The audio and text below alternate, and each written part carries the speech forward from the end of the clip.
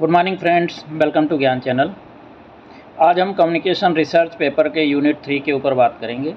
इसके अंदर हम कम्युनिकेशन रिसर्च डिज़ाइन, इसके अलावा कम्युनिकेशन रिसर्च के टाइप्स क्या हैं, मेथड्स कौन कौन से होते हैं, बेसिक कंसेप्ट्स, हाइपोथेसिस सैम्पलिंग कैसे होता है, डेटा कलेक्शन मेथड्स, टूल्स कौन कौन से यूज होते हैं, टाइप्स ऑफ डेटा कौन सी यूज होती है कम्युनिकेशन रिसर्च में, डेटा एनालिसिस कैसे होती है, ग्राफिकल रिप्रेजेंटेशन वगैरह, histogram, bar chart, pie charts, इन सब चीज़ों को हम आज समझेंगे।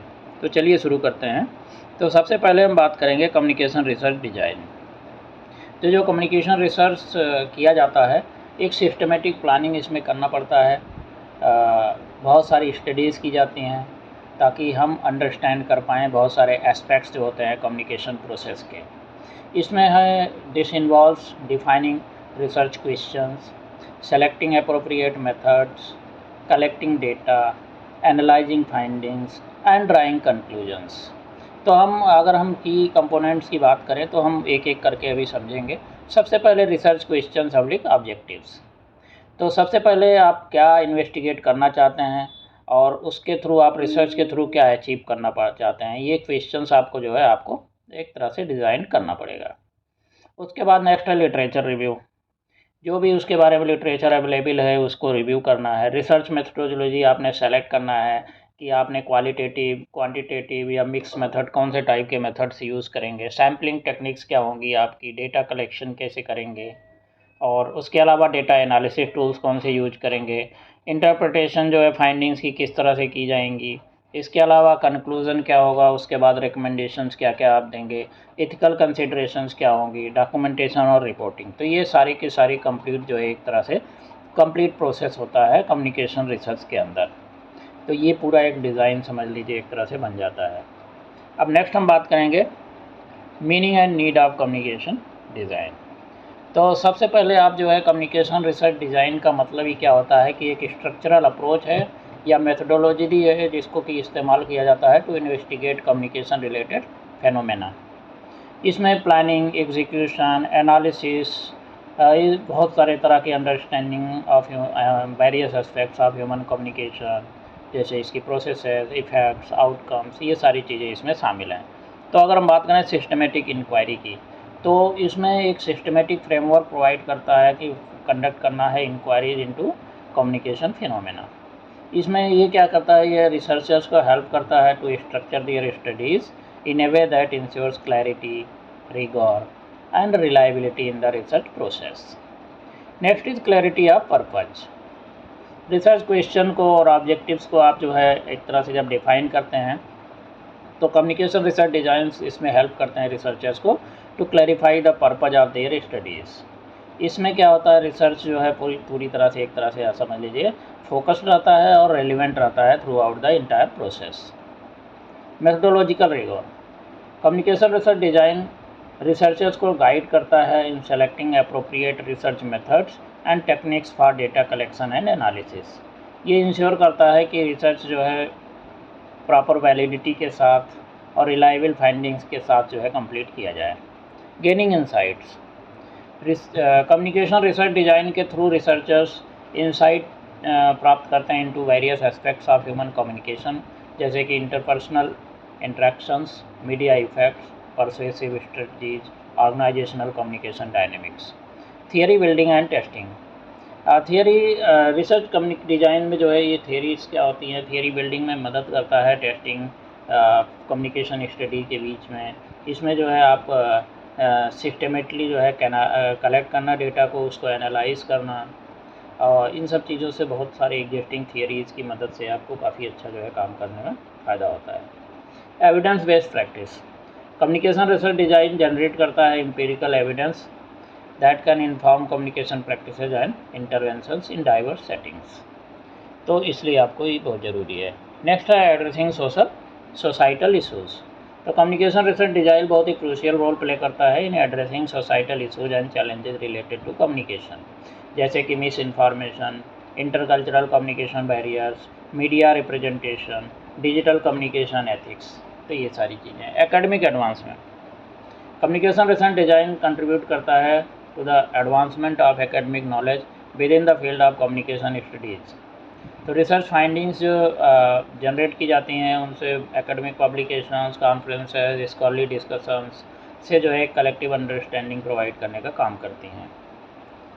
नेक्स्ट हम बात करेंगे important concepts related to communication research design. तो सबसे पहले अब रिसर्च क्वेश्चंस, उसके बाद हाइपोथेसिस, वेरिएबल्स बहुत सारे तरह के कि आप कौन कौन से वेरिएबल इस्तेमाल करेंगे, आप कहाँ कहाँ पे रिसर्च को जो है कंट्रोल करेंगे। इसके अलावा ऑपरेशनलाइजेशन उसको करना, फिर सैम्पलिंग करना डेटा का, फिर रिसर्च डिज़ाइन करना और एक्सपेरिमेंटल डिज़ाइन करना, फिर उसके बाद जो है आप क्वासी एक्सपेरिमेंटल डिज़ाइन करना, सर्वे डिज़ाइन करना, क्वालिटेटिव और research designs, mix where design, data collection method और डेटा एनालिसिस कैसे करना है, वैलिडिटी और रिलायबिलिटी उसकी कैसे होगी, एथिकल कंसिडरेशंस उसके अंदर आपने क्या क्या फॉलो करना है। तो ये सारी चीज़ें जो है आपको एक तरह से गाइड करती हैं। आप सारे कंसेप्ट को जो है आप समझना बहुत ही क्रूशियल है for designing and conducting effective communication research that produces meaningful and reliable results. Next हम अभी बात करेंगे कम्युनिकेशन रिसर्च मेथड्स। तो कम्युनिकेशन रिसर्च मेथड में आप सबसे पहले बात करेंगे आपका क्वांटिटेटिव मेथड। जो क्वांटिटेटिव मेथड होते हैं उसके अंदर आप सर्वे करते हैं बहुत बहुत तरह के, और इसके अंदर सर्वे के अंदर इसमें बहुत सारे जो है डेटा को कलेक्ट करना, लार्ज नंबर ऑफ पार्टिसिपेंट्स से इसे स्टैंडर्डाइज क्वेश्चनेयर्स, इंटरव्यूज़ को इस्तेमाल करके किया जाता है। इसमें लोगों का एटीट्यूड, बिहेवियर, कैरेक्टरिस्टिक्स सारी चीज़ें आपकी तरह से समझ लीजिए इसमें पता चल जाती हैं हमें। नेक्स्ट है एक्सपेरिमेंट्स करना। इसमें डेटा को, वेरिएबल्स को मैनिपुलेट करना कंट्रोल कंडीशन के थ्रू। तो उससे जो है क्या होता है, आप एक्सपेरिमेंट करते हैं तो और भी जो डेटा जो हिडन है वो भी आपका समझ लीजिए निकल के आता है। कंटेंट का फिर एनालिसिस किया जाता है। उसके बाद सेकेंडरी डेटा जो भी जो एग्जिस्टिंग डेटा कलेक्ट है उसके ऊपर जो सेकेंडरी डेटा जो है बन के आती है, उससे भी बहुत सारे जो है आपको क्वेश्चंस को सॉल्व करने में मदद मिलती है। नेक्स्ट है क्वालिटेटिव मेथड। क्वालिटेटिव मेथड में जैसे इंटरव्यूज़ होते हैं, फोकस ग्रुप्स के साथ ग्रुप डिस्कशंस चीज़ें डिस्कस करना, इथनोग्राफीज़ और पार्टिसिपेंट ऑब्जर्वेशन के थ्रू, इन सब चीज़ों से जो है ये सभी क्वालिटेटिव मेथड में आती हैं। नेक्स्ट है mix method. Mix method approach में आप समझ लीजिए सीक्वेंशियल डिज़ाइन, जैसे कि कलेक्टिंग और एनालाइजिंग क्वांटिटेटिव क्वालिटेटिव दोनों डेटा इन सेपरेट फेजेस, तो अलग अलग फेज में दोनों डेटा को करना, कन्वर्जेंट डिज़ाइन का इस्तेमाल करना, एम्बेडेड डिज़ाइन का इस्तेमाल करना।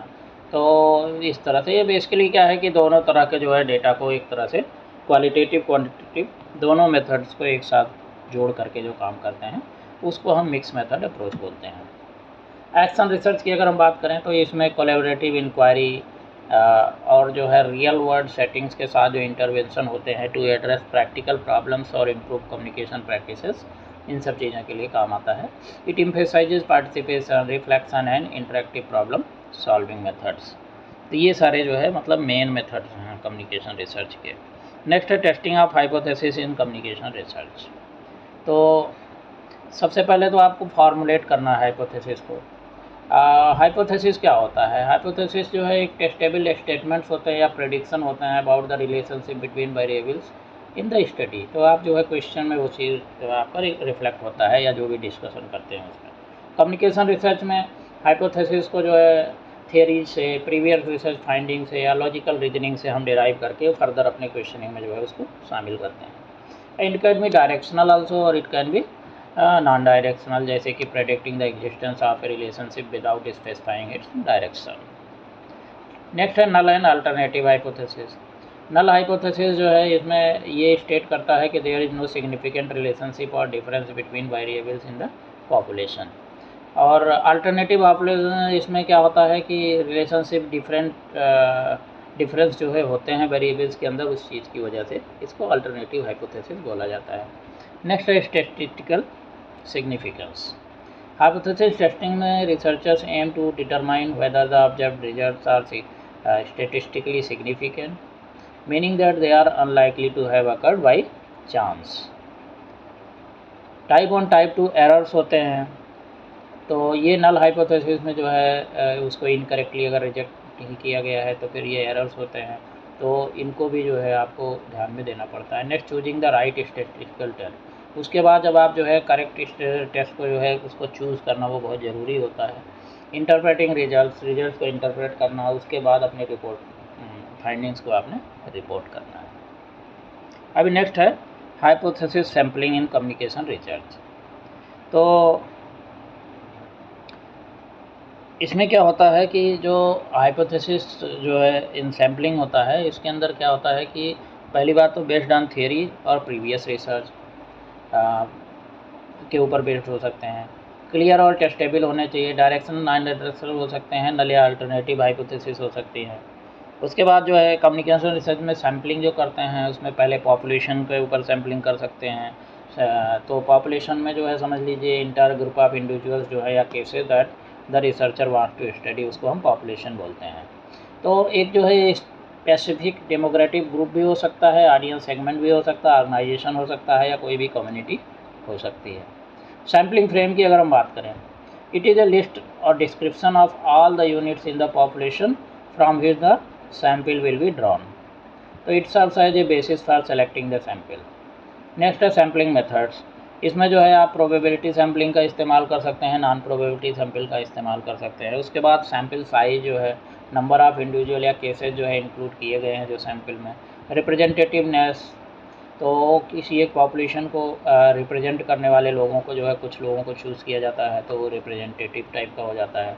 उसके बाद सैम्पलिंग बेयास की अगर बात करें तो ये कभी कभी एकर होती है जबकि सर्टेन इंडिविजुअल्स और groups are systematically over represented और over under represented in the sample, तो उससे हम जो है एक तरह से सैम्पलिंग बेयास भी फील करते हैं। नेक्स्ट हम बात करेंगे डेटा कलेक्शन मेथड्स। तो डेटा कलेक्शन मेथड में पहले बात तो सर्वे किया जाता है। सर्वे के अंदर क्या होता है कि डेटा को कलेक्ट किया जाता है from a large number of participants using structured questionnaires और इंटरव्यूज़। इसके बाद ये सर्वे जो है वेरियस मीन्स के थ्रू एडमिनिस्टर किए जा सकते हैं, जैसे कि face to face interviews, telephone interviews, mail survey, online survey या मोबाइल सर्वे। तो इससे इंफॉर्मेशन को गैदर किया जाता है, लोगों के attitudes, belief, behaviour, preferences, demographics और बाकी जो कैरेक्टरिस्टिक्स होते हैं इंडिविजुअल्स या ग्रुप के, वो इससे निकल करके सामने आते हैं। इसमें ये काफ़ी यूजफुल होते हैं for studying various media consumption patterns, audience perceptions, advertising effectiveness and public opinion. Next is experiments. Experiments में जो है इट इन्वॉल्व्स मैनिपुलेटिंग वन और more variables under control conditions to observe their effects on other variables. तो इसमें जो है laboratory settings के through, online environment के या रियल वर्ल्ड कंटेक्स्ट के ऊपर जो है आप एक्सपेरिमेंट्स करते हैं। इसमें क्या होता है, रिसर्चर्स को अलाउ करता है to establish cause and effect relationship between communication variables and test hypothesis about the effect of communication stimuli. तो मीडिया इफ़ेक्ट्स को स्टडी करने के लिए परसुएसिव कम्युनिकेशन, मैसेज फ्रेमिंग और कम्युनिकेशन इंटरवेंशंस के लिए इस्तेमाल इसका किया जाता है। Content analysis. कंटेंट एनालिसिस में बहुत सारे जो कंटेंट्स जो आपको मिली हुई हैं, मीडिया में से टेक्स्ट, कम्युनिकेशन आर्टिफैक्ट्स, तो इससे सबसे आप पैटर्न, थीम्स या ट्रेंड्स को जो है एनालाइज जो करते हैं उसको हम कंटेंट एनालिसिस बोलते हैं। इंटरव्यूज़ करते हैं, जैसे लोगों से, अलग अलग ग्रुप से लोगों से जो है आप इन डेप्थ कन्वर्जेशन करेंगे सॉरी, तो उसके थ्रू भी जो है हम काफ़ी डेटा कलेक्ट करते हैं। उसके बाद फोकस ग्रुप्स, किसी एक ग्रुप को फोकस करके उनके साथ ग्रुप डिस्कशंस वगैरह करके उनसे इंटरेक्शन करके हम जो है डेटा निकालते हैं। ऑब्जर्वेशन। तो ऑब्जर्वेशन में जो है सिस्टमेटिकली किसी चीज़ को ऑब्जर्व करना, रिकॉर्ड करना, कम्युनिकेशन बिहेवियर को या इंटरेक्शन को नेचुरलिस्टिक सेटिंग्स में। डायरीज या लॉग्स के थ्रू भी जो है हम बहुत सारी जो है चीज़ों को निकाल पाते हैं। एथनोग्राफी की अगर हम बात करें तो इसमें लॉन्ग टर्म इंगेजमेंट ऑब्जर्वेशन के थ्रू जो है आप जो है एक कोई भी एथनिक ग्रुप को टारगेट करके उससे आप डेटा निकाल सकते हैं।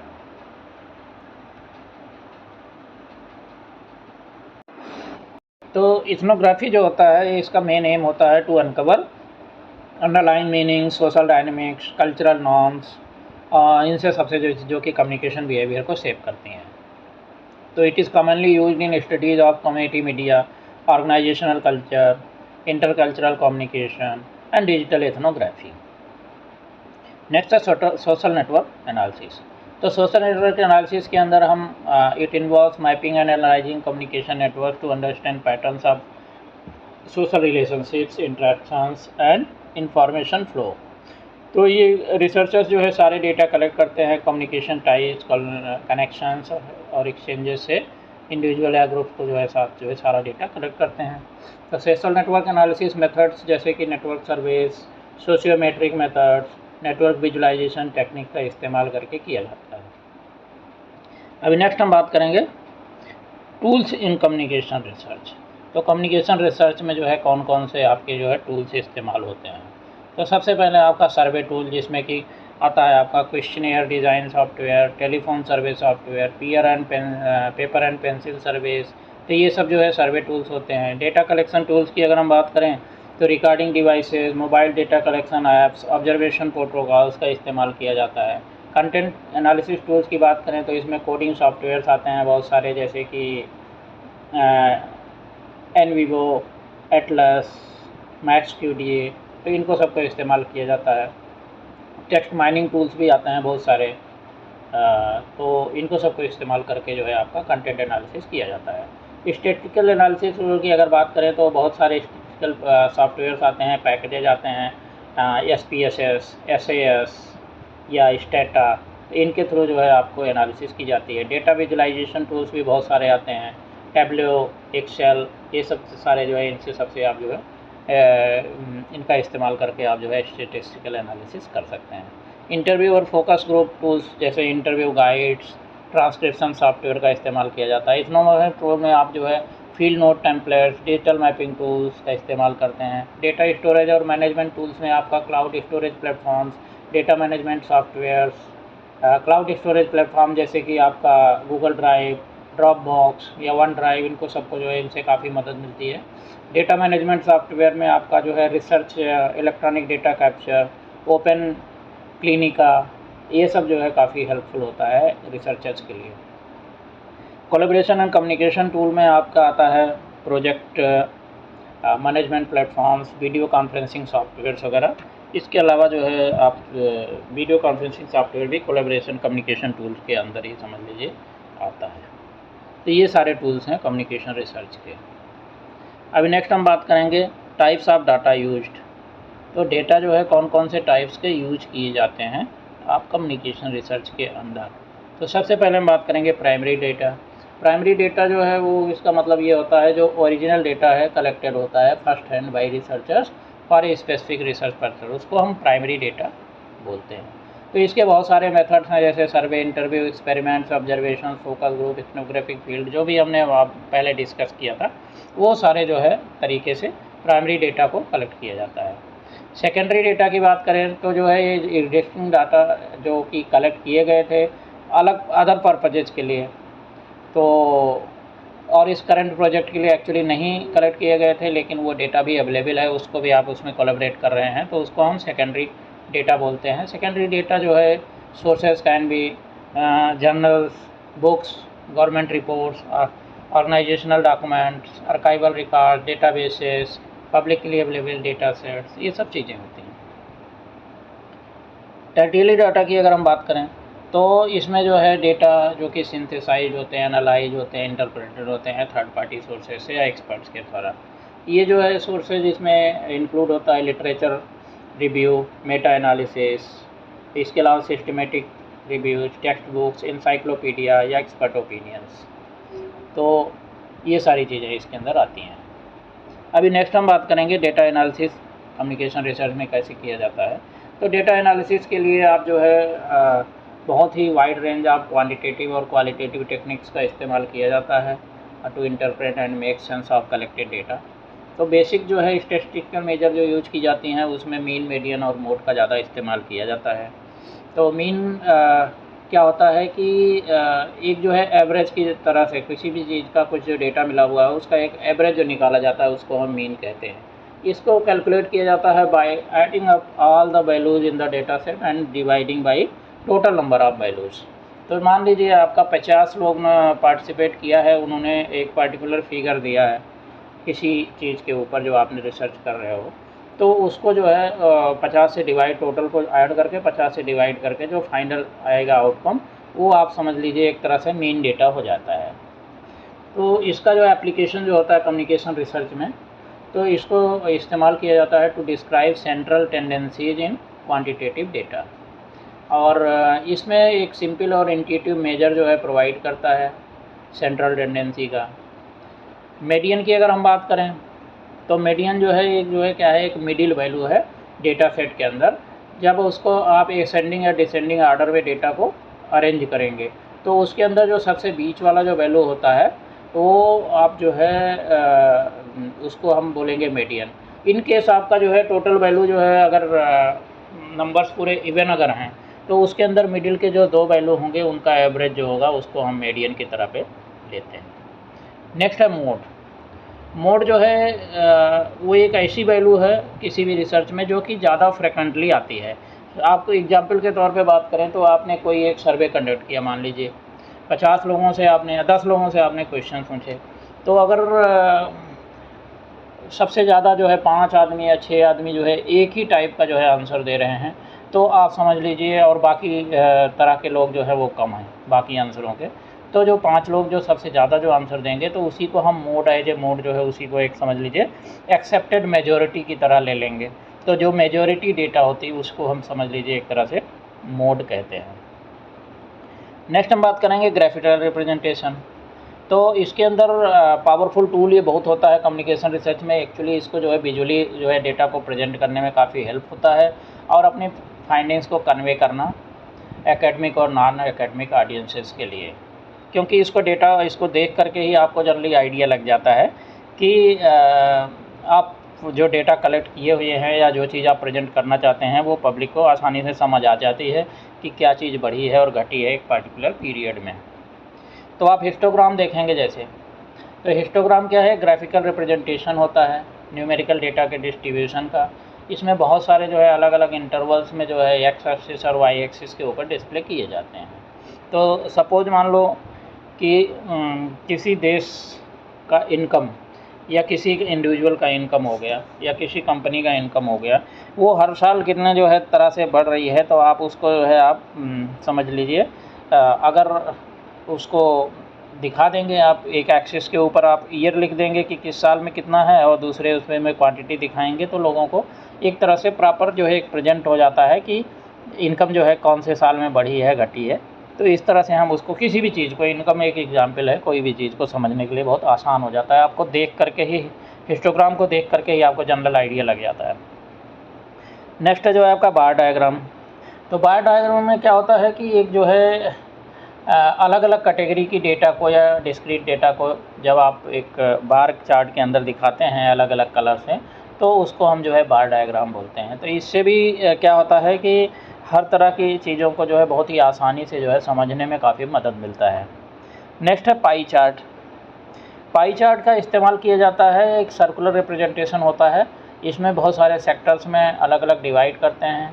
तो इसमें जो है किसी भी चीज़ का प्रोपोर्शन या परसेंटेज जो है एक पूरा कंप्लीट डेटा सेट में क्या होता है, तो उसके अंदर आप जब मान लीजिए किसी साल में टोटल इनकम